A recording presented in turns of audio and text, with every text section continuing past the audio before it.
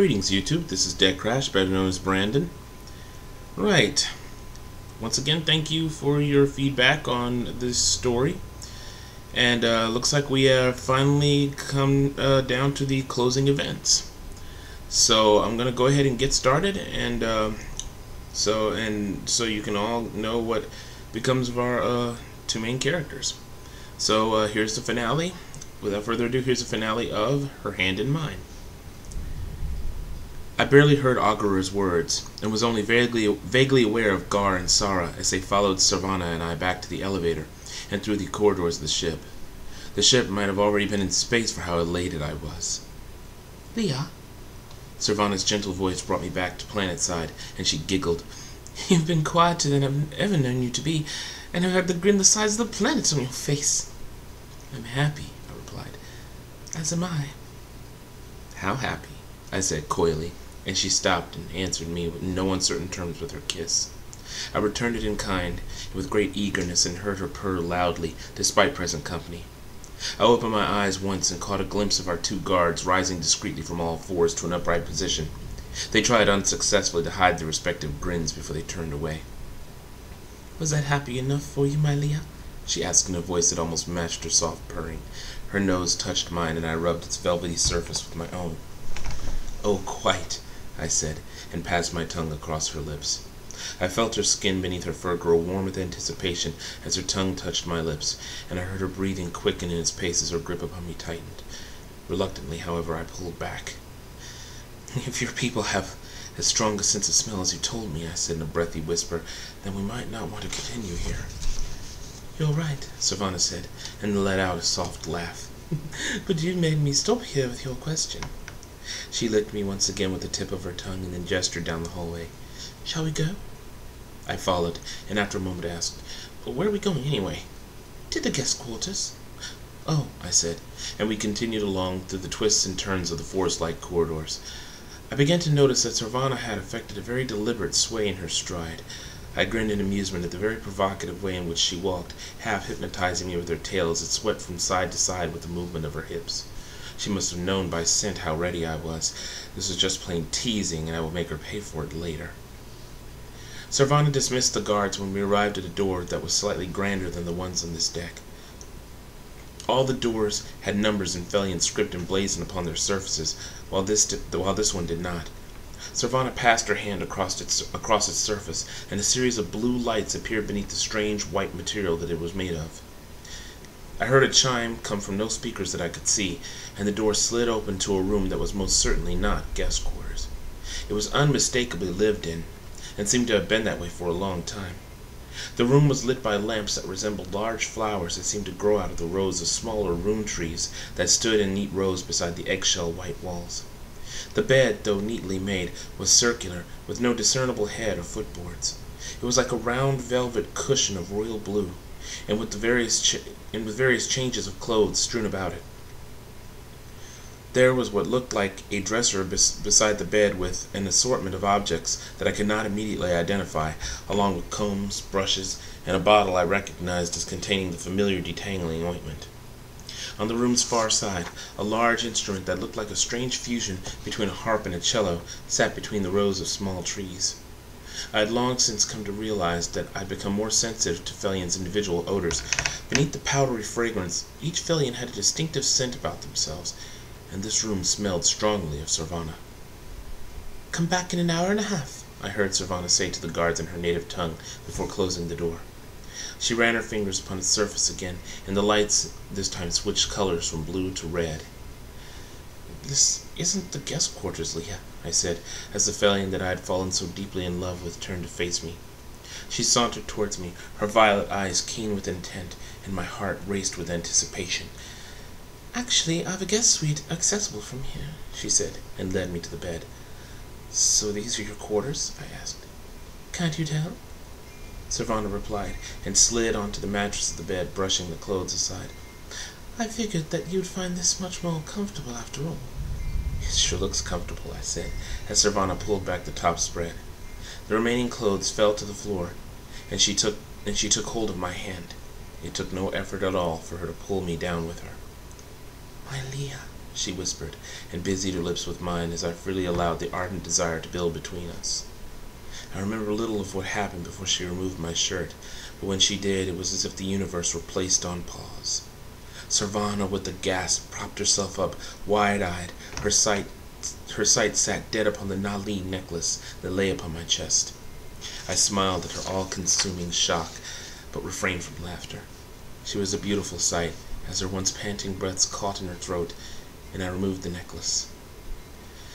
I'd run through the wording of the ritual in my head multiple times when I read about it from Zinja's library network, but until the moment that I had made up my mind and placed the jewelry around my neck, I had never thought that I would have had the chance to say it, and with so much unbridled joy rather than bittersweet happiness. Lia na lia niha, I said. My darling, accept my offer of love was the closest translation. Na li yori an layu la kaisia, I said, and be my only mate forever. Yeah, Servana quavered, and I saw her lower lip tremble. Tears pooled at the bottoms of her beautiful violet eyes as she coughed back sobs of joy that were on the verge of spilling over. Servana van, my Lia, do you accept me? I asked, switching to English as I unclasped the necklace. Her mouth moved, but the word was choked in her throat as I presented the gift to her. I knew the tradition. She had to accept and take the necklace from me before anything else, but it seemed that words had thoroughly been stolen from her at the moment. Actions, however, were another story entirely. Before I could ask again, she grasped the necklace in her hands, leaned forward, and extinguished any further words with her kiss. A flame shot through my body at the touch of her lips, spreading from my face down to my back and into my limbs. I slipped my hands off of the necklace, relinquishing it to her grip as my fingers traced their way through the soft fur of her arms, and then to her shoulders and her back, where I pressed her to me, deepening our passionate embrace until necessity forced us to come up for air. Panting for much-needed oxygen, we paused, but still kept our noses touching each other's. Yes, Servana said in a voice that was small and breathy, and my joy was complete. I saw her clasp the necklace, settling it upon the place where it remained for the rest of her life. I accept you, Julius Galway, my Lia. She passed her tongue gently across my lips, and I did the same to her, and our kiss led us into the softness of her bed. As I quickly discovered, it was a very comfortable bed. Servana and I relished the bed's supporting softness as we proceeded to seal the promise of Nali in Felian tradition, joining ourselves in love, body and soul, and thus making ourselves mates for life. That was truly our best time, I think. The first time was both awkward and wonderful as we learned about each other. The times during that week were bliss as we enjoyed the time we thought we had left. Now we took our time. Despite the scant 2 hours that we were given, we paced ourselves and gave ourselves to each other with freedom in an act that was neither fevered nor needful. We took our time and made love with a thoroughness that was seasoned with passionate affection and joy that exploded at an apex of shared ecstasy, and then left us both spent and satiated, as our love burned like fire that forced us together into one piece, our hearts and souls forever one. Lying with Servana upon the feathery soft cushions of her bed, I felt the tickle of her tail as it swished back and forth lazily upon my leg. Not counting a moment ago, it had only been a day since we last made love, and yet it had felt like it had been weeks. I heaved a deep, audible sigh, Servana's head rising and falling upon my chest where I lay. I wished that this moment could have lasted forever, as I smelled the powdery scent of her fur, felt the warmth of her body and the softness of her breasts upon me. She purred contentedly as I played idly with her fur, reaching down and stroking her spine. I felt the muscles tighten as I neared the base of her tail and felt her stir. We don't have time for more, she warned in a tone that sounded disappointed as I felt. I know, I said, but a little wishful thinking never hurt anybody. That's all it is, my Lia. She yawned, and I stifled a chuckle at how amusing it looked. We have a lifetime now, I said, slipping my hand into hers. Oh! Servana's ears pricked, and she hefted herself up from my chest, propping herself up to face me fully. I completely forgot. I can't believe I forgot it. What? I asked. Forgot what? What I wanted to tell you at Blue Point, Savannah said with a self-deprecating laugh. I feel so foolish. I can't believe I forgot something so important. Leah. I laughed at her look of frustration and then touched my hand to her cheek, signaling a lack of malice in that laugh. Are you going to leave me in suspense? Are you going to tell me? A chime sounded just as Savannah opened her mouth to speak, and her smile dramatically shifted to a scowl. Through clenched teeth she muttered something in Felian, accursed by the sound of it as her head turned to the door. The chime sounded again, and she brushed the back of her hand softly against the bristles of my 5 o'clock shadow, her eyes apologetic. I guess I'll have to be left in suspense then, I said with my own modicum of frustration, as I watched Savannah slide off of me and reach for a loose bedsheet upon the floor, which she wrapped about herself. I'm coming, she shouted in annoyed Felian as she approached the door.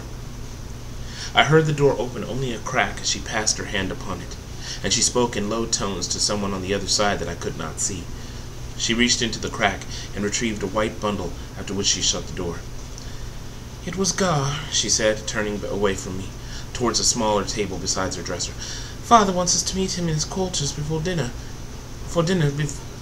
we head to the elders. He found some clothes for you. Really now, I said, sliding deftly out of the bed while Savannah placed the clothes upon a stand beside her dresser.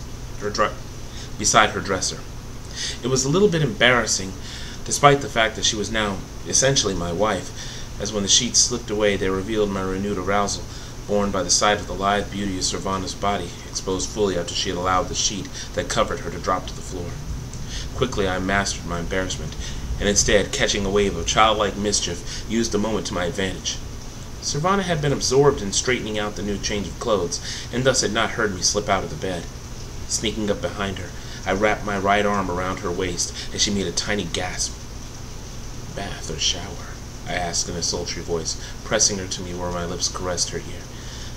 Bath or shower? She said, genuinely confused by my question. What do you... The fingers of my left hand reached down to the base of her tail, and her words died upon her lips as she last understood. I scratched gently at that sensitive area, hearing her breaths catch in her throat, and a soft purr erupting unbidden from her depths as my lips traveled to her neck. Shower, Savannah whispered in a seductive lilt as she leaned into me. Around the corner, beyond the partition. Good, I said, as her purr became a low growl. Makes it quick. Hand in hand we hurried to the shower, driven by urgency of time in our bodies. And I then proceeded to show her that we did, indeed, have just enough time for one more. Perhaps we did have time afterwards, as we dressed, for Savannah to tell me what she had wanted to say, but between our fatigue after the pleasantly elongated shower and our hurry to get dressed, neither one of us remembered. The clothes that were brought for me consisted of a white tunic, simple white pants and sandals, along with a leather belt fashioned Felian style, with a long, narrow strap that wove through set loops in the belt's wide section. It was altogether a very comfortable ensemble made of a material that was soft as silk, but not quite as sheer. How do they even know my size? I wondered aloud, filling the cloth of the shirt as I followed Savannah to her father's quarters. Probably the doctor, Savannah replied. Her instruments most likely told her when she first examined you. Pretty slick, I said, with an approving nod as Savannah passed her hand over the large door that loomed in front of us, twice the size of the door to her quarters. I'm sorry we're running so late, by the way. The shower, it was kind of selfish of me. Oh, I'm not complaining, Savannah replied, and flashed a wide, sultry grin my way. I'm happy, Leah. Happier than I've ever been in a very long time. How can I not be? You wanted me and have made me your life mate. What more could I have asked for? Love spread through me like warmth at her words, and I squeezed her hand when she slipped it back into mine. I wanted to kiss her again. I wanted to forgo this dinner and bring her back to her quarters where we could make love again. But I purged such selfish thoughts from my mind. Her father was important in this as well, and I appreciated this opportunity very much. After all, it wasn't every day that the director of the Felian technicians invited you to dinner. A large painting behind the director, who sat at the ornate marble and wood table, was the most prominent thing about the room, aside from the ubiquitous trees. It was of an unkempt Felian, robed in a flowing green dress, and its color striking against her body. Though she had the familiar striped patterns upon her skin, it was ghostly pale, almost as white as her luxurious mane of hair and the fur on her tail that was wrapped around the dress's lower section. Her eyes were a pale, almost milky blue. A serene smile graced her lips. Amidst the vibrant forest background, her beauty was utterly haunting. Akira stood and crossed the room to greet us, and then stopped and beamed wordlessly at the sight of the necklace that Servana prominently wore. Then a joyous laugh burst forth from him, and he grabbed Servana and I and pulled us into a group embrace with his long, powerful arms. "I should have known it was only a matter of time," he boomed as he released us, much to my relief, and then eagerly gestured for us to sit. Almost immediately after we did, a retinue of Ankyphalians emerged from a door at the chamber's far end, carrying trays of steaming exotic foods. "I'm certain you will make my daughter very happy," Ugur said, as the servant slid a haunch of unusual-looking reddish meat onto his plate, along with something that looked like a boiled white cabbage. The same was done for me, and another servant poured wine from a decanter into the glass before me. It had a very strong odor, resembling a medley of fruit juices. "If it's not too forward of me," I said, examining my food and noting its not at all unpleasant aroma, "you seem to be very relaxed about all this, Agura." Agura smiled. "And why wouldn't I be? What father would not be proud to know that his daughter had chosen a life mate, and especially made a choice of one he thinks so highly of?" I could not help but blush at his accolades, though it was obvious that he did not exactly understand what I was saying. I mean the meeting with the elders." "Ah, that," Agura said before tasting his wine. I did the same with my glass and found that the taste was much bolder and sweeter than I expected. "I see no reason to worry. They'll confess to their wrongdoings and hand our people over. They wouldn't dare be so testy as to show off their stubbornness. There's too much at stake." "But do you know how much they hate you?" I said, holding nothing back. "You'd be surprised." "Would I?" Agura put down his glass, not skipping a beat, took the hunch of meat into his hand and delicately bit off a piece. "I've dealt with humans most of my life, you know." "Mia, we are quite knowledgeable as to how prejudiced humans can be against us," Servana said. "Look how long it took you to lose that attitude with me." I had been about to take a bite of my own food when Servana's words stopped me dead in my tracks. You knew?" I said, disbelieving. And here I was thinking I hit my reservations well. "I'm not a fool," Servana said, with a long-suffering grin on her muzzle. "Your scent gave more away than you knew, but the choice was yours to make. I learned of the effect my scent had on humans long ago. It's not something I can help, seeing how it's something I naturally produce, but I could have used it to my advantage. Of course, to force it upon you would have been wrong." "You know, you kind of put together what the ambassador told me," I said. "It's because he taught it to her," Agura said. "It sounds almost like birds and bees talk," I said. "Birds and bees?" Servana said, her expression blank. I glanced at her father, who did not understand either. I afforded myself a small chuckle at this, as Servana showed a fair grasp of human idioms before, but was at a loss to the meaning of this one. "Personal matters involving reproduction," I translated with some abashment. Of course, neither Servana nor her father was offended by this. Both merely smiled with comprehension. "Well, it is birds and bees talk, as you said," Agura remarked. "And normally it is something that parents share with their children, but Shesme beat me to it." "Vlisian taught you that stuff?" I said with surprise. "He was my teacher," Servana replied. With those words, I wondered just how many more surprises this beautiful Felian had in store for me. "During your time on the ship?" I asked. Servana nodded. "He volunteered. My father was often busy, so he didn't have the time to teach me everything, and everyone on the ship had a job to do." Thankfully, Vlisians are the only race who knows us just as well as ourselves," Agura said. "And they know more about your species than you'd imagine." "Well, he was pretty knowledgeable about Felians," I said with a nod. "I wouldn't be surprised if he knew things about us." "Have you told him, my dear?" Agura now spoke to Servana, who paused in her meal and looked down to the floor. "No, father," she said in a small voice. "I'm surprised," Agura said, and made a slight chuckle. "Well, perhaps not that surprised, come to think of it." "Father!" Servana whispered sharply and gave a tiny faint hiss at Agura, who laughed. Following his lead, I had to smile with some amusement. I guess that even Felians had some discretion when it came to matters of intimacy between mates. But then Agora did remind me of the forgotten thing that Servana wanted to tell me. I opened my mouth to ask, but it was as if she had absorbed the powers of the ambassador. "Later, my Leah," she whispered to me, and smiled. "Trust me, it'll be worth the wait." I was at the same time eager and a bit frustrated. I knew that she had her reasons, but I was beginning to dislike being kept in suspense. Still, I had no choice but to wait. Several minutes passed silently between us as we ate, and this made me slightly uncomfortable.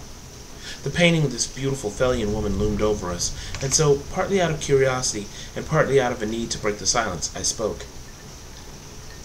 "The painting is beautiful, by the way." Agora stopped eating and smiled. It was neither broad nor boisterous. Instead, it was a wistful expression, almost sad. "She was my wife," he said. "My life mate and Vani's mother." I smiled as well as I inspected the painting further. She truly was beautiful. I've never seen a Felian with white hair before, or so pale. I imagine she must have made you very happy, I commented. "She was everything to me," Agora said, leaning forward upon his elbows. "You probably don't know this, but white hair on a Felian is not a good thing." I'm sorry," I stammered, suddenly afraid that I had committed a fairly large faux pas amongst Felians, but the director waved a dismissive hand, and his placid, wistful smile was still present. "Think nothing of it, Jules. It's not something you would know about. In fact, it's something my people would rather keep a secret. You see, we are no strangers to prejudice, even amongst our own kind. Oh, I admit that its effects are nowhere near as harsh or as far-reaching as those in your people's history, but it is present. And when I took Sari as my Leah, I was met with my fair share of disapproval." "Because she had white hair?" I asked, still not comprehending. "White hair is a sign of sickness," Agora remarked flatly. "And Sari was indeed of frail health. I was much like you at first, Jules, and in denial of my feelings and afraid of what people would think of me if I made her mine. But the time made me only want her more, and made me bolder as I discovered that she wanted me. When she at last became my Leah, I lost all my fear, and made it no secret that I was in love with her. No one approved of this, of course, but Sari was alone. She had no one who pursued her, and her pheromones were too weak to attract humans. I underwent the rites of Nali with her, but I was afraid of having children with her. She was often sick, but I stayed by her side. Still, she wanted so badly to give me a child." "And so I was born," Servana said, in a quiet voice that carried the same weight of sadness as her father's. "And she died," I said, recalling the part of the story that I knew. "The birth was difficult, and Sari never fully recovered. Had I not had Vani with me, I fear that I would not have survived either. But I tell you this, Julius Galway Nali Van, I never regretted even one moment with Sari. When I held little Vani in my arms for the first time, all my fears and insecurities brought about by what others had said about us vanished. Sari and I were just too happy, even though she did not live to see this day." He took his glass and raised it before me, and Servana and I did the same. "I wish you and my daughter all the happiness life can bring. You deserve it. Even after 10 years of separation, the bond between you has intensified, and friendship has become love." Servana and I drank with him. All the while I was surprised, but nevertheless happy at how he used my name in the formal Felian way, now that I had taken Servana as my life mate. "Father, you're embarrassing him." Servana cast a loving grin my way. Indeed, I felt my face becoming hot at Agra's accolades and well wishes, but I was also glad that he so heartily approved of our union. And being as forthcoming as he was with the story of his wife, it had surprised me indeed to find a kindred spirit in him. If I had not respected him as much before, I found my respect for him to have indeed grown that day. No sooner had we finished eating than Gar and Sarah walked in and joined us in the dining room to escort us back to the transport room. I could not help but feel a growing unease on the way there. I suppose that Servana was aware of my apprehension, since she squeezed my hand just a little more tightly, and walked back beside me, somewhat closer. "It will be all right, my Leah," she said, and smiled. "You'll see." "I hope you're right," I said. "I would hate for the Empress to be brought into this." "Empress?" She cocked an eyebrow. "That's what the ambassador said," I remarked. "He said it was possible." Servana giggled. "What else has he been telling you, I wonder?" "You don't think he's serious?" I was nonplussed by her reaction. "Oh, he's serious," Servana said, "but I certainly don't agree with him." "I wish I had your confidence," I said with a vague frown. "You've never seen Father in action," Servana said. The sense of weightlessness engulfed me with the blinding light, coupled with the change of scenery from the wildly green, alien, and fresh-smelling to the artificial, familiar, and faintly acrid-smelling corridors of Valis. The hallway we transitioned to in that flash was stately and well-furnished, with flags of the 100 remaining cities of Zinj lining the walls towards a well-polished and doubtless expensive wooden door. "Halt!" said a voice directly from behind us, which was accompanied by the sound of multiple heavy boot-clad footfalls. No sooner than we had turned around than we found ourselves surrounded by several guards who had appeared from an adjacent corridor several yards in the opposite direction. Gar and Sara held their pikes at the ready, teeth bared, but then stood down at a signal from Agara. They did this reluctantly, still warily eyeing the guards, who had not yet lowered their own sidearms. Taken by a notion that perhaps the council had tricked Agara into coming here to forcibly detain him, I fought down a wave of panic as Servana squeezed herself close to me. My left arm reflexively wound about her hip, while my right hand searched my belt for my knife, which was painfully absent, much to my dismay. Nevertheless, I stood still as stone, waiting, curious, but more afraid, and at the same time surprised and fascinated by my fear. These were my people, my planet. These were humans, and yet I felt like nothing more than a stranger here. "What is the meaning of this?" Agara growled. I saw his red-eyed gaze sweeping the retinue of guards, most likely searching for the commanding officer. "I've come on urgent business in the name of Anrahara and the Felian Empire. This is a violation of my diplomatic immunity. I demand that you explain yourselves at once." "Your visit isn't the problem we have." A tall, muscular man with chiseled features indicative of a long life in the military stepped forward as the guards broke ranks. He wore the same black and gray uniform as the rest of the company, but stitched in a different way and with a red ribbon on his shoulder, marking his supervisory rank. I felt cold sweat run down the back of my neck as I saw his pale eyes focus upon me. He reached into his coat pocket and produced a set of official-looking papers. "The human you have in your midst, Julius Galloway, doesn't have your immunity, and he's wanted for questioning by the council." "I'm afraid that's not possible," Agara said with finality. "Julius has requested political asylum. He is under my protection. I have brought him as a key witness in our registry of formal grievances. According to the contractual agreement, any human that has requested asylum with my people possesses our immunity as long as he is accompanied by a Felian representative." He gestured vaguely to his daughter and the twin guards. "I see 3. The leader of the guards pursed his lips as if mulling the situation over in his head.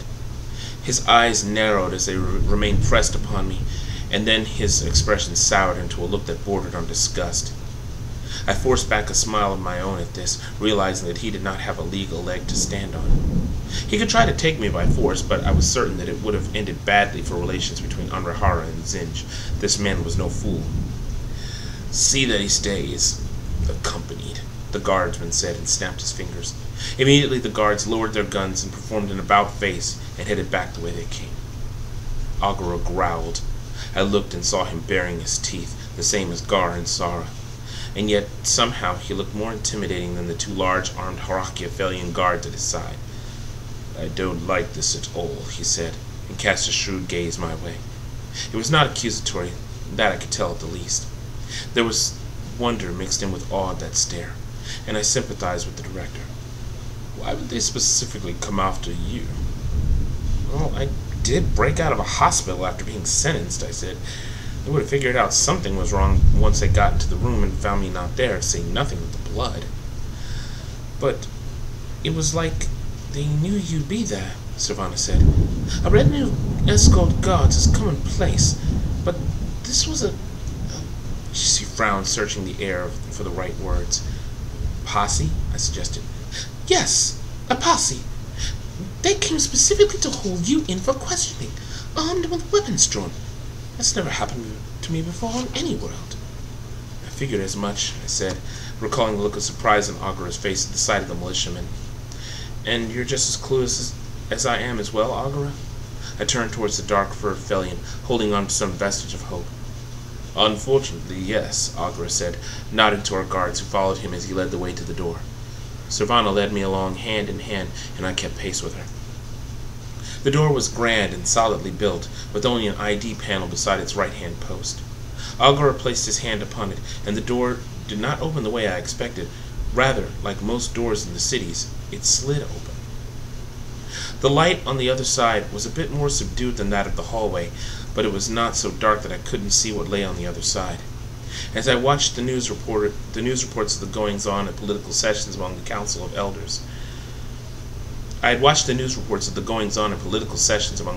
Elders, a gong sounded, announcing our entrance, and Agura strode in, followed by us. "Stop when father stops," Servana instructed me confidentially. "Speak only when spoken to. Don't let them bait you into getting angry or saying more than you ought. If you must talk, answer the question exactly, no more, no less. Otherwise, let father and I do all the talking." I nodded, my eyes taking in the sight of the council chambers. Most things were laden with wood, real wood. The benches where the aged elders sat like a row of great cloaks and graying beards, tables, banisters, and podiums were all beautifully lacquered in a fine golden brown and fixed with a luxurious purple carpet. The chamber was oval-shaped, and a massive gold and crystal chandelier hung from its center.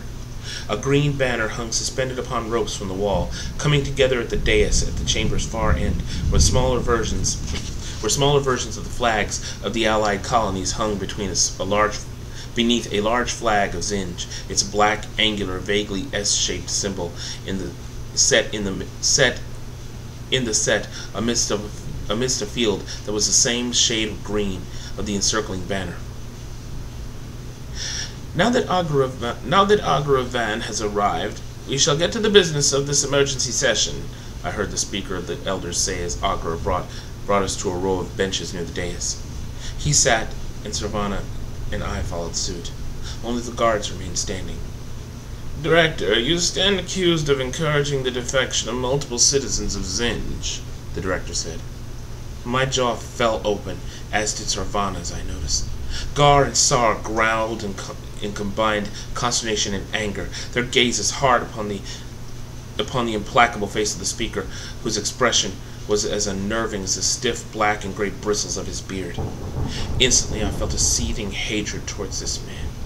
Although I had no idea what he was talking about, it was as if I could feel the manipulation in his voice as he attempted to redirect the subject of this meeting from what truly mattered.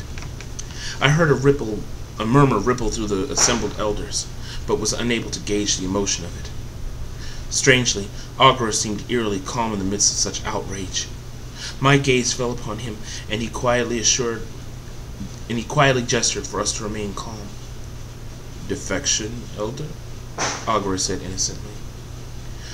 "Multiple reports of miscegenation between your people and our citizens have been reported during your stay here," the speaker said, lifting a wire-bound stack of papers prominently. He laid them heavily upon the podium, making a loud thud as he continued. "The accused have requested political asylum, which you have granted. You deny these accusations?" His words were followed by a wave of assenting murmurs from the other elders. Partly out of curiosity, and partly in an effort to avert my gaze from the visage of the speaker, who I was already beginning to hate, I tried to spot the New Valis elder in the assembly, but I was unable to locate our telltale 3-star flag upon the left breast of their uniformly gray robes. "I would like to know what you mean by defected," Agura said, "and how you came to accuse me of facilitating their defection. Also, I would like to know what laws I have broken in allegedly doing this." "People who have requested asylum are citizens of Zinj," the speaker shouted. "Productive members of society." "And by productive you mean fertile," Agura retorted. "Am I right?" So you admit to the charges? The speaker said, blatantly ignoring the question. Charges of what? Agora asked, his placid tone, I was almost certain, maddening the speaker. I am aware that some humans have taken Felian mates during our stay here and have chosen to remain with us. Aren't your workers supposed to apply pheromone blockers to prevent humans falling prey to Felian attraction? The speaker said with a sneer. Yes, they are, Agora said, but I cannot account for all my workers who are lax in such a thing. We have found out some who have intentionally neglected application, and they have been dealt with. Still, the blocking chemical, as you well know, is not 100% effective. Besides, our people find humans quite attractive, and if they are fortunate enough to find a human mate, that is their prerogative. If that mate chooses to defect to our government's care, then we are under no obligation to remand them to you, unless it is for activities that we deem criminal. In fact, to us, separating them would be the crime. The speaker glared at Agora with a sullen look, mirrored by nearly all of the elders present, but no words escaped his mouth. Furthermore, seeing how they will lead productive lives on Andrahara, I think it would be best to honor their request for asylum, knowing what awaits them should they be remanded to your custody. A sudden torrential cacophony of objections broke out among the council. I tried not to show fear at the faces twisted in appalled fury, and to follow Agora and Servana's stoic facade, but it was hard amidst jeers that called for their removal from the chambers and demands for far worse. Furthermore, Agora paused, frowning deeply as the speaker, after some effort, brought a tenuous order to the assembly. As the din of enraged protesters died down, Agora raised his voice to a controlled shout. Furthermore, you are in no position to demand anything of us. As you know, in all the years of our relationship, neither I nor any of my colleagues have ever used our standing for leverage. We have considered such a practice as beneath us. But with this outrage, you have forced my hand. Need I remind you that my people have given you the means to continue your survival on this ruined world out of the kindness of our hearts? Your people are, for all intents and purposes, recipients of charity. You have neither the means to repair any severe damage to any systems we have installed, nor do you have the means to replicate this technology. But we have neither asked for nor demanded anything from you in exchange for the products and services that we provide. How serendipitous of you to say such a thing, the speaker said. I noticed that he had made a casual glance at a small group of elders seated in one of the nearby tiers of chairs, who nodded. I saw a wicked gleam in his eyes as he spoke on. It just so happens that we have stumbled across a solution to this problem. A solution to what problem? Agora said. I noticed that Gar and Sara had not stopped bristling beside him, but otherwise neither of them had moved. The problem of you. The speaker's grin was smug in a way that made me want to physically tear it off of his face, and my rage spread to the elders, who made their own amused chuckles. These were men whom I grew up seeing as protectors and father figures and the keepers of order in our society. But now I saw the ugliness of just how deeply my people's hatred for Felians went. Our planet might harbor safe conditions in the tin cans we called cities, but in reality the outside environment was not the only place where poisons resided. The Felians gave our world life when my ancestors lay on the verge of death from the final attacks of the war they started. Their medicines and technology prevented us from an entire generation dying of cancers and giving birth to barely viable mutated freaks, and they had asked for nothing. They should have been honored for their generosity. Instead, they were ridiculed in slights and offhand remarks, and now they, the speaker especially, showed a new, open hostility towards them that I was certain had not existed before, but I could not understand why. The entrance doors opened at a command from the speaker, and then someone whom I had never seen before came in, surrounded by another retinue of guards. These, however, wore armor that was styled in a fashion different from the guards who waylaid us. It had a more stylized, ancient look to it, like pictures of medieval full-plate armor that I had seen in school textbooks and in storybooks as a child. Except it was black, and far less crude, and with joints and plates that were streamlined and shone brightly in the chandelier's light. The figure they surrounded wore a robe of red silk that surrounded her body, with the inclusion of a veil that covered everything but her blue eyes, female eyes, large and expressive, with long, full lashes. The insignia on the right shoulder plate of the guard's armor caught my attention immediately, but Servana said it before I could. Pirates! The skull and double rings were unmistakable, and filled me with a sense of mixed shock, fear, and consternation. Did the council know about the pirates' involvement? I whispered to Servana. Yes, she replied, her voice hollow, and her face twitching in subdued fury. Had this entire thing been planned? I asked. It seems that way, Servana said, and faced me with worry in her eyes for the first time. But I certainly hope it wasn't. Even Agra's expression showed a measurable loss of confidence, and this, combined with Servana's worry, drove small cracks into my faith for the first time since we arrived. Stay calm, my Leah, Servana said, and squeezed my hand with assurance. She leaned closely upon me, and I could not help but notice the whispers and incredulous stares from the elders. I found it all at once disconcerting and comforting that I had felt nothing from this. All the shame and mortification that the old me would have felt was gone. And then I spotted my parents, and I swore almost loud enough to be heard by the speaker. I glanced his way, struggling to be discreet, and saw his mildly startled, curious gaze. Casually I looked away, feigning nonchalance as I switched my sight towards Agra, whose questioning glance showed me that he heard my expletive as well. "What the hell are Mom and Dad doing here?" I said, controlling my outward reaction. Above all things, their presence threatened to break my stoic shell. Their shame I could bear, because it was a shame born of this world's attitudes. Still, even in that fleeting glimpse I received, their appalled, weary, and ashamed look was something that was now forever burned into my mind. There was no way to go back. "Your parents?" Agra said, and followed the direction of my brief indicative glance. His red eyes went wide for less than a second, and he growled low and quiet. "This was a setup, wasn't it?" I said, still inwardly reeling from discovering their presence. "I can't help but wonder," Agra replied, his frown deepening as he brooded even more upon the strange turns that events were taking here. The cloaked figure sat on a bench beside us, seeming to pay us no more heed than the cursory glance she gave when she first passed by. I saw her call one of her guards to her side, and she appeared to whisper something to him. The guard stole a single cautious and brief glance our way before the voice of the speaker brought our attention back to him. "Our esteemed guest is the newly crowned Queen of Roma," he said with a grin that was viler than the most corrosive acid. "In recent months, she has appeared to us with the most lucrative offer. The Roma Consortium will be working as independent subcontractors for the systems we need to preserve our way of life.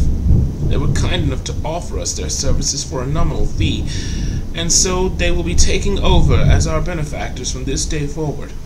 So, as it stands, services, or shall we say, the charity that your people provide, will no longer be required." "Were we such despots that you would seek out help from the pirate worlds to maintain your systems?" Agra said. "This is not about despotism," the speaker said. "It's about controlling our destiny."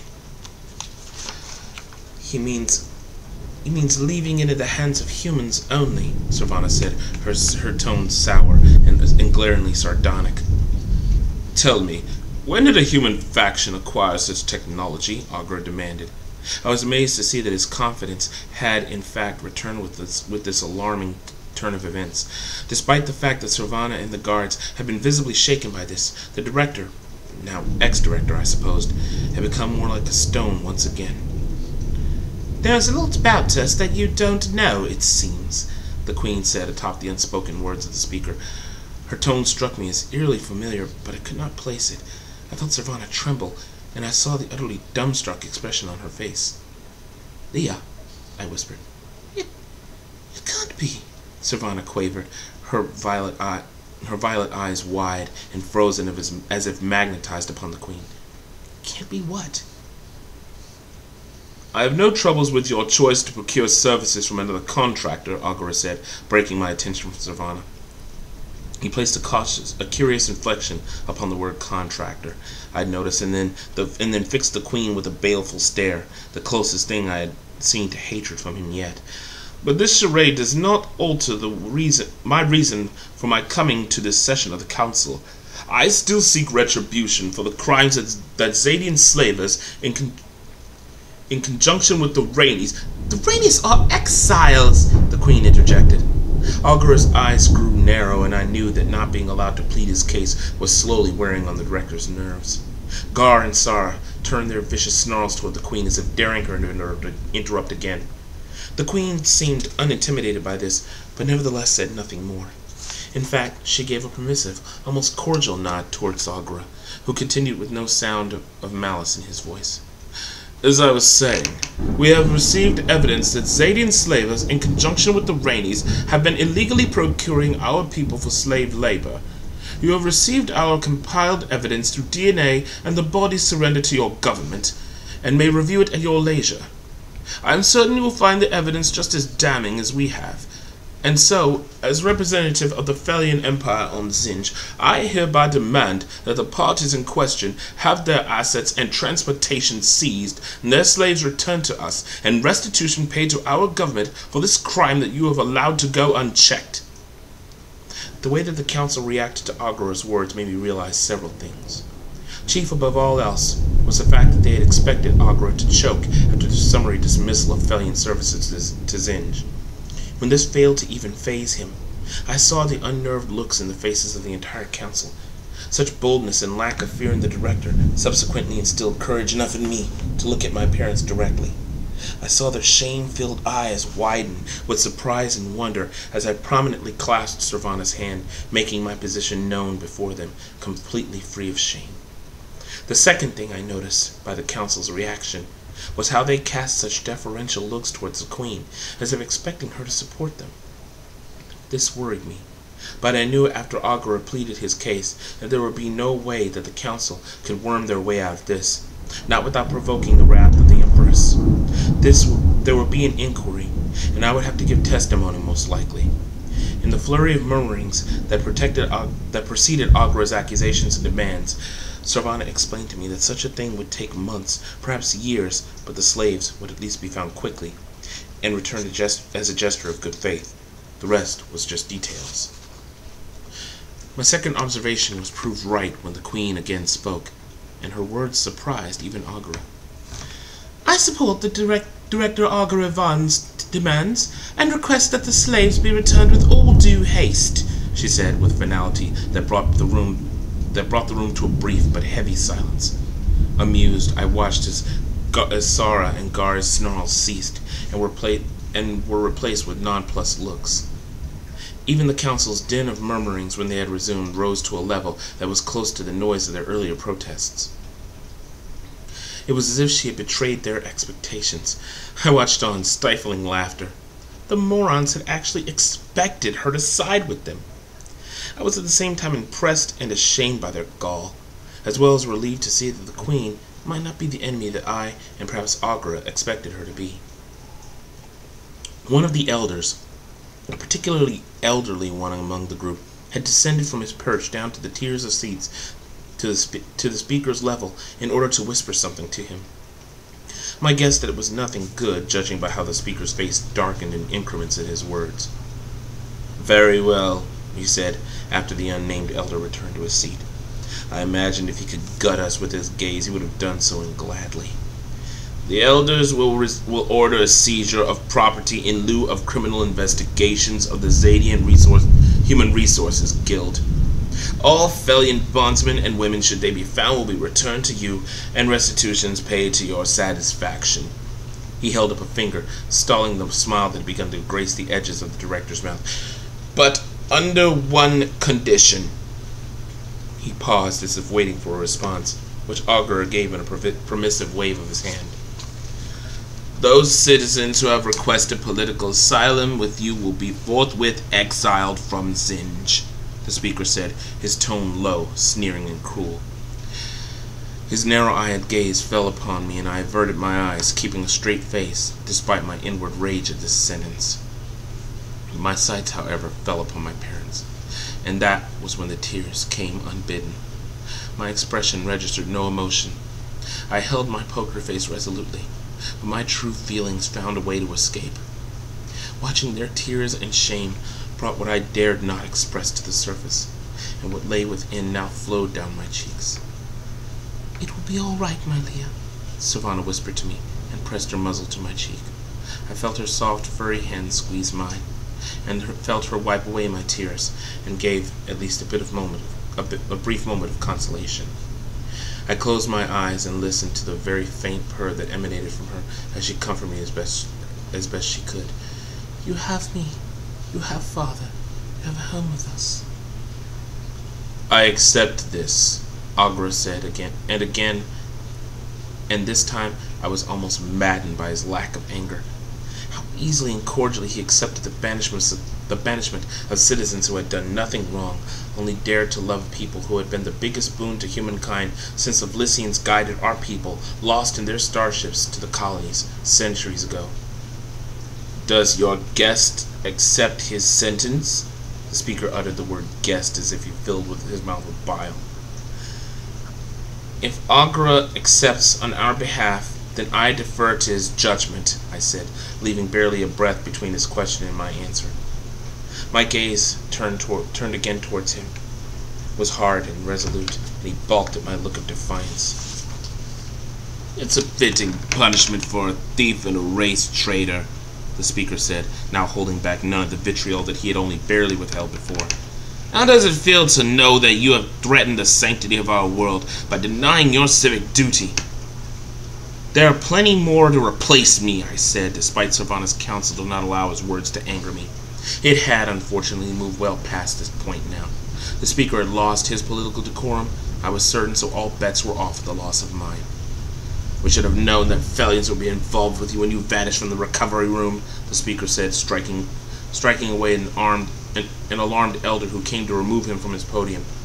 "At least now they will have no need to meddle in our affairs anymore." "Then I hope you're happy with having to pay for service that were once offered for—" I began to say free, but then something that the speaker said killed the words in my mouth before I could speak them, and had once extinguished my anger. "Wait a minute. Did you just say recovery room?" "Oh, I thought you knew." The speaker's words dripped with gleeful sarcasm, and I knew at that moment that I had played into his hand. He had expected me to be ignorant of my situation. "The surgery is a simple procedure, and you slept soundly through it, and it leaves no scars." At once a white-hot rage filled me, and for a second I wanted nothing more than to kill him. It did not matter that he wasn't the one who put me under the knife, or whatever it was they used on me. I was significantly larger than the speaker, and I could have easily crushed the man's balding head in my hands. "Be calm, Julius," Agra said. "Rage will do no good here." I heard the words of my father-in-law, but they failed to alleviate my anger or the pain and hopeless grief that ensued and washed over me like cold water. I had only so recently learned that Savannah and I had a future together, and she could bear my children. Now that part had been ripped away, with the tools of medicine first, and now with cold, hateful words. "Poor fixed human." The speaker spat my way as guards came and forced him from his platform. "Guess now you won't be siring any half-breed pups with your cat-dog bitch." "He already has," Savannah shouted. The chambers went coldly silent, and I nearly gave myself whiplash with the speed that I spun my head towards my life mate. My first sight was the sternness of her gaze toward the council, and then the gentle smile she gave me. And then I noticed a telltale hand resting upon her stomach. "You're—" My words caught in my throat as I choked on my tears. I could barely say it, but she knew, and I watched as she nodded. "Is that what you've been wanting to tell me?" Yes, my Leah. Emotions such as I never thought struck me in an overwhelming flood. I could do nothing but cry silently in utter awe at my mate's confession. You're pregnant. I forced the word out, as if saying it would make the reality of it seem even more real. I was dumbstruck, terrified, and elated all at once, and I felt that I would faint. She nodded, beaming like a goddess upon a penitent sinner. The cacophony of protest that rose around us faded into the soft background jumble as I smiled, letting the tears in my eyes flow until my vision blurred, forming a halo around Servana's beatific face. How long have you known? I said and sputtered. How is it even possible? I mean, it's barely been a week. I thought that... Servana softly rested a finger upon my lips, and my barrage of questions was silenced before it could begin. Later, Jules. Ask your questions later. She broke her gaze from me, shifting into the complete chaos that had suddenly erupted in the light of her confession. Not having realized it earlier, our guards had moved quickly in front of us, holding their spears threateningly outwards. Looking around them, I noticed a retinue of guards hauling away the speaker, who screamed words that were incomprehensible over his shouts and curses. I had been about to ask what happened when I saw a red cloak block my view of the cacophonous mayhem. I looked up into the intense blue eyes of the queen, flanked by her own retinue of guards. Agra ordered Gar and Sara, who had been ready for a fight since the speaker's first hostile outburst, to stand down. "Methinks you're no longer welcome here," she said, and nodded towards the door. "Perhaps it's time for our company to exit with discretion. Wouldn't you agree, Director?" "Former Director, it seems," Agra said, and with graceful acquiescence followed the Queen's leave, with Servana and I following close behind. Our guards took the rear, and we beat a hasty retreat. It was only when we reached the door that we seemed to be noticed by someone other than my parents, whose haunted gaze had never left me. Once we were through the doors, I heard a single shout for the guards, and the sound of hurried footsteps in the antechamber. "Damn, and I was hoping they were too preoccupied," I heard the Queen say. "They want us, not you," Agra replied. "Would you defend us?" "My dear Director, this is hardly the time, and after all, I am married," the Queen said, striking me with such a cheeky remark. Servana snickered, and her reaction only added to my confusion. "They're coming," the Queen said in a tone that was abruptly hard and determined. "Not to worry," Agra said, and his hand went to the stud in his ear. I saw the guards round the corner in the antechamber, and the Queen drawing the gun before Servana's soft hand shielded my eyes. The sensation of vertigo came and went, and then the familiar human scents were replaced by odors of alien green and life that filled the Felian ship. I heard the Queen groan, and then, once Servana removed her hand from my eyes, saw her veil removed to reveal a completely unabashed, red-lipped pout upon a round face with a tiny nose. The two sharp protruding teeth below her upper lip were a dead giveaway. "Oh, I wanted to fight," the Queen, whom I now recognized, said, much to my staggering shock, as the pilot of the Steel Dragon whined, casting her dismayed expression outwards toward Agra. "I can't believe you did that." "There was no sense in causing unnecessary bloodshed," Agra replied. "It was imperative that we leave quickly and without further incident." "They need to learn their place," Alexa snapped. "A few corpses in the corridors would teach them to accept their lot and be happy. And if you're not willing to get your hands bloody, then I am." "So you'd like to go back?" he asked. Alexa looked Agra straight in the eye with her icy blue gaze. "Yes." "No!" We all joined in with that unified disapproval. Myself, Servana, and the guards in both Felian and human, as we stood there in the tree-filled transporter room. "Oh, you're no fun at all," Alexa said, her voice having risen an octave into a childish whine. "So my daughter says," Agra quipped with a wry grin toward Servana. "You!" Alexa's expressive eyes, almost as large as Servana's, fell upon my life-mate, and she practically beamed. "How are you doing, love? I haven't seen you in ever so long. I thought you were coming to visit me on Roma." She glided forward and pulled Servana into a warm embrace. "Well, I was coming to visit you," Servana said, standing upon her tiptoes to join Alexa in the embrace. "But Father was suddenly called to Zinj. Could have turned it down, but, well, Jules was there." "Zinj? This is where he was from?" Alexa's gaze was piercing as 10 security cameras as her full attention shifted to me. Oh my, she guffawed and made a vague, almost imperceptible grimace.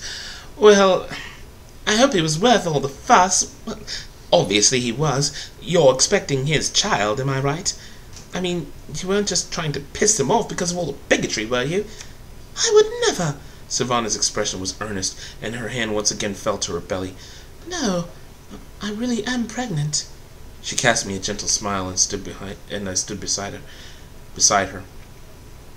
And Julius is now my life mate and the father of my child. Well, I certainly have missed a lot, Alexa said and sighed. Well, it's too bad you tipped your hand to the council. I should have liked to coax that secret out of you myself, and then blackmail you into keeping it. Agora, listening quietly in our conversation, chuckled. Oh, you think I wouldn't? Alexa said, her expression smug. Remember, I am a pirate. So, Your Majesty, now that you have all of Zinj in your pocket, what do you plan to do? Agora asked. Fleece them bald, of course, Alexa said more matter-of-factly. Well, perhaps not bald, but our course will certainly have them feeling like they've been rottenly shagged by the most thorough of lovers. You won't like that, Agora said. Serves them right for casting you to the curb for your kindness, Alexa said. They believe that we're offering our services cheaply, and we are. But we never told them what resources those repairs will require. Why, I'll have to open up new factories all over King's Night just to fabricate the necessary parts. We're looking at costs that are bloody insane. Your falling out couldn't have happened at a better time. Unless, of course, you actually liked working with those ingrates. Seeming to catch herself, she gave me an apologetic glance. No offense, love. None taken, I said. I don't consider them my people anymore. Now, I wouldn't be so hasty to hate them, Alexa said, waving a finger. Give me a few years dealing with them. I guarantee they'll be begging for the Felians to come back. I doubt the Empress will oblige, Agora said. And I'm counting on that, Alexa replied with a grin that looked almost sinister. I've seen how they treated your people. That display in the council chambers was utterly disgusting. She removed the cloak and placed it into the hands of a waiting guard, revealing the short cropped hair that framed unusual and striking clothes she wore underneath. A red polished leather bustier with silver buckles that lined the front fitted over a long red velvet dress. Through the lengthy and prominent slit in the dress, I could see the buckles of knee-high platform boots, also of red, which increased her height significantly. The emerald-colored scales that grew from Alexa's shoulders were like small, overlapping plates of armor, and were brighter in real life than on any of the hollows that I'd seen of her on the tank. She seemed to catch my look of surprise. I knew that she wasn't human, but to see her up close and personal, smiling a mouthful of sharp teeth, and with scales as well as skin, I could venture a guess as to why she felt moved to help us, in addition to why she wore such concealing garments in the presence of the council. I wanted to laugh at the delicious bit of irony this presented. The prices of my people's services will teach the elder some respect, Alexa said. But the good news is, if they ever have to deal with Felians again, they'll be quite a bit nicer to you, I should think. After all, we aliens must stick together. I laughed, and Savannah quickly joined me, followed by Agora. Even Gar and Sarah chuckled amusedly at this interesting turn of events. I guess I truly did misjudge you, Agora said. Most people do, Alexa remarked, and brought her full attention upon me. So, this is the one who stole away the heart of the Lady Savannah, and is now the father of her child, She cast an appraising eye over me for a moment, pursing her very red lips. A bit too scruffy for my tastes, I think. It was the first time I saw a smile from her that was simply kind and with no hint of danger. Good thing or bad thing, I asked. I should think it's a very good thing, Alexa replied, and sauntered back towards her guards with one last wink. You wouldn't survive me. Your Majesty, Savannah said, appalled. Do try to relax, love. Alexa chuckled softly and brushed a red, manicured hand across Savannah's cheek. For you, I'll say something in all sincerity. I'm glad that you've found happiness, even in a place like this planet. And I wish you and... She cast a questioning glance my way. Jules, I said. I wish you and Jules and your child a lifetime of happiness. Thank you, Savannah said, and she and Alexa hugged. And that was that. The process of rounding up the disinherited humans proved to be trickier than it first seemed. There were more here than we had realized, much to Augura's chagrin, and the government made several attempts to jail suspected offenders under false charges. Velian programs still built into the computer systems on Zinj put a stop to most of the corruption and saved my people. Not that they were very grateful for being forcefully uprooted from their homeworld and their families. Only their mates comforted them. I guess it was fortunate for us that Velian pheromones had a calming effect on human psyches, so there was very little protest or violence in the transition. To my surprise, it was because of Chester that we found the Velian slaves that the Zadians had tried to stow away. Chester was caught trying to expose the slave ring, but this attempt at putting forth a facade as a community-minded citizen backfired when Velian DNA was found on him, and his DNA was found all over one Ankh Velian slave named Neria, making Chester altogether an exile and a reluctant life mate, all on the same day. I expected him to be in pieces when I found him, once I received word of his having been numbered among the exiles, but instead I discovered that he was eerily calm, not the smarmy, opinionated Chester that I knew, whom every mention of Velians filled with disgust. He was unnervingly serene, almost introspective. I had to ask him if he was all right, but he showed not the barest hint of offense when I questioned him. "It's weird, Jules," he said, as we watched the Gestalt tournaments on the tank that was set up in the human sector of the ship. Neria was reclining happily in his lap, her brown tail twitching contentedly as she smiled with genuine happiness, not with the wanton lust produced by the seductive influence of Reese. "I couldn't help it. I was about to leave the brothel, but the scent... God, I forgot how strongly it grips you. It pulled me into the bedchamber where Neria was, and then before I knew it, I was in her arms, and then dragged away kicking and screaming in the ship. But only 2 days, with only Neria to comfort me. Now my old life is like a distant memory. God, why was I so scared? I hope you don't think me a hypocrite." I admit I was sorely tempted to treat him like one, but he had changed too much for me to dangle this folly in front of him. He was content, and I learned that Neria was a sweet girl who doted on him constantly, so I just couldn't bring myself to tease him. In fact, I was grateful to have my closest human friend with me in this new world, despite the circumstances of our reunion, and this change seemed to have done him good. Ambassador Chesney gave the final clue to the speaker's rabid outburst, confiding in me of the man's hypocrisy, which was later confirmed by his sudden appearance among the last few humans brought aboard the ship. He was one of the unfortunate few who had indulged in the illegal brothels, but did not have a Velian mate of his own. In his state of paranoid suspicion and borderline panic, he had to be kept separate from the rest of the mated humans aboard the ship. I actually pitied him in his pathetic state. It didn't seem likely that any unmated Velian would find him attractive or worth having as a mate. Still, I found myself unable to hate him.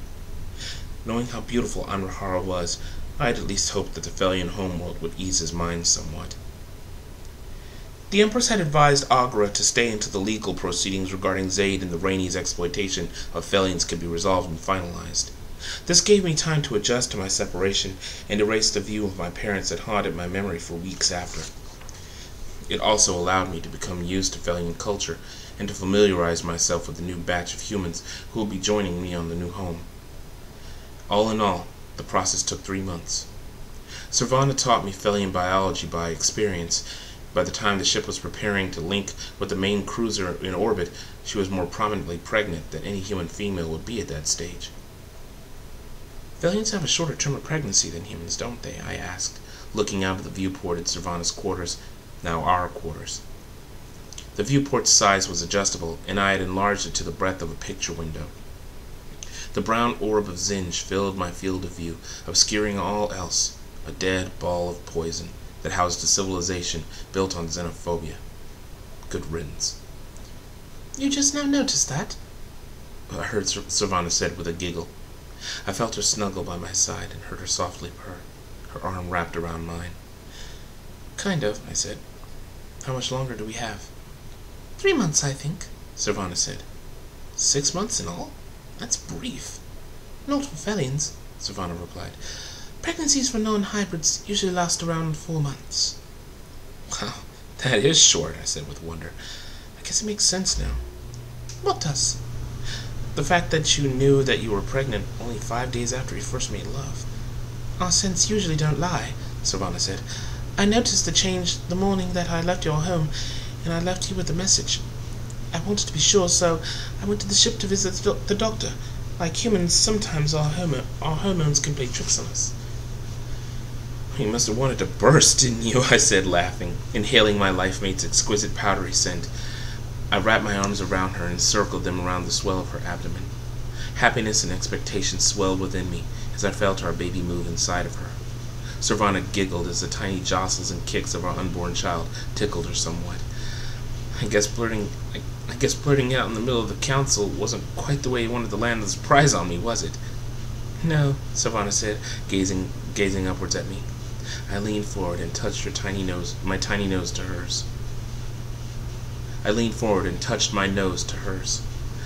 But I'd do it again, just for the look on your face. Cheeky Leah, I said. You're only Leah, Savannah replied, her voice soft and with a purr different from the one that emanated from her. And that's not the only surprise I have for you. Oh? She beckoned for me to lean closer, and I could feel her tremble with suppressed giggles. Expectantly, I tipped my ear towards her muzzle. You're not sterile, she whispered. I'm not? I think my volume was a bit higher than I wanted it to be because Savannah winced. I apologized and repeated my interjection in a much lower tone. But what about what the speaker... Well, I ought to amend what I said, Savannah remarked, with some abashment. Yes, I think you should. I tried not to sound indignant, but it just came out, much to my chagrin. I think the doctor was pretty thorough when she checked me the day after the fiasco with the council, and the process is irreversible. She assured me of that. That is true. But she later stumbled upon something in her studies, Savannah said, something that even she didn't recognize. You can leave me in suspense, Leah, I said, laughing with my own amusement and her excitement when she unexpectedly paused. I half expected the door chime to ring and to stop her before she could tell me, like when she tried to inform me of her pregnancy, but this time there were no interruptions. Well, the sterilization process was developed by us, she explained, but I'm guessing that you already know this. I nodded. It only works between humans. What do you mean? I said. The process we gave the Zinj medical establishment, Savannah explained. The doctor explained it to me.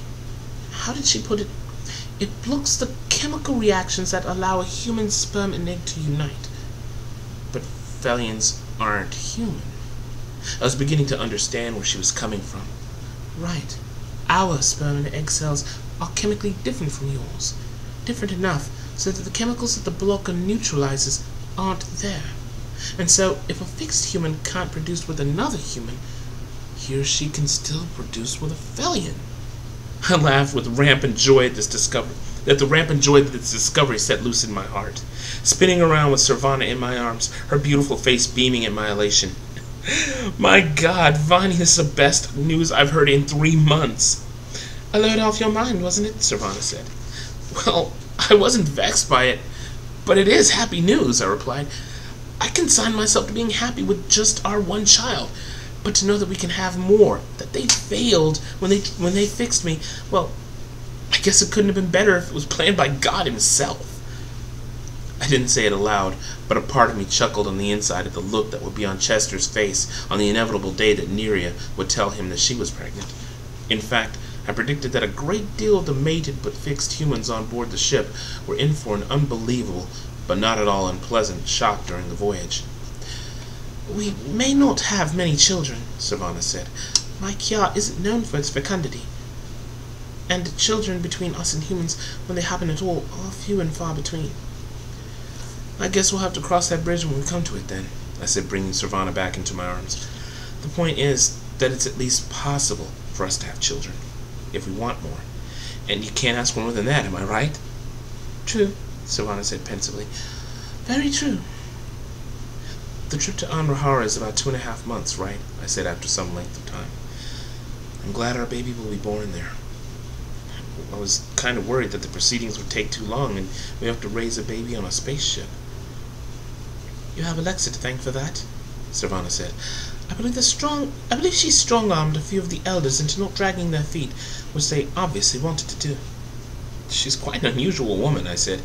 I don't know whether to like her or be glad that she's not going to be so many light years between us and her in a few hours. Savannah giggled. Oh, she's not that bad, Jules. I know, I said. I think more that I'm excited about the fact that I'll be leaving this world behind and I'll never have to look back. The stories you used to tell me when we were kids made me dream, Vani.